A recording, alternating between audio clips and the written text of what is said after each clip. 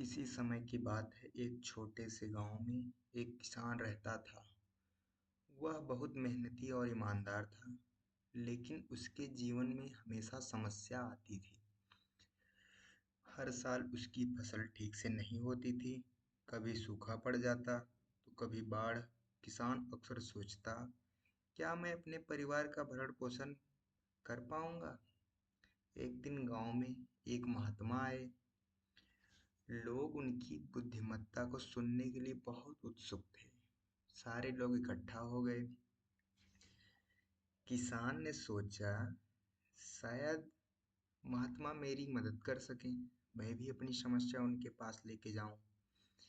किसान: हे महात्मा, मैं एक मेहनती किसान हूँ, लेकिन मेरी फसलें हमेशा खराब होती हैं। मैं चिंता में रहता हूँ। क्या आप मुझे सलाह देंगे? महात्मा बोले कि हे प्रिय किसान, तुम हमेशा सुख शांति की खोज कर रहे हो, लेकिन असली सुख बाहर से नहीं बल्कि अंदर से आता है।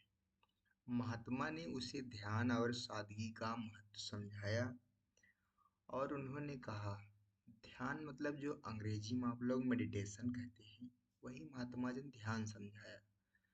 अगर तुम अपने मन को शांत करोगे तो तुम्हें सुख और शांति मिलेगी। किसान ने महात्मा की बातें मानी और ध्यान करना शुरू कर दिया। ध्यान मतलब आपको साक्षात ब्रह्मांड मिल गया। समय के साथ उसकी मानसिकता में बदलाव आया। अब उसे चिंता नहीं होती थी और वह एकदम खुश रहने लगा। किसान ने असली सुख बाहरी परिस्थितियों पर निर्भर नहीं करता। उसने अपने जीवन में खुशी पाई, भले ही उसकी फसल कैसी भी हो।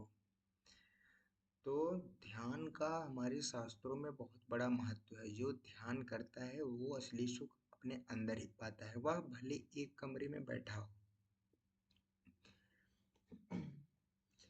लेकिन वह बहुत ही प्रसन्न होता है। वह पूरे ब्रह्मांड का मालिक खुद को समझता है। इस कहानी से हमें यह सीख मिलती है कि खुशी हमारे अंदर होती है।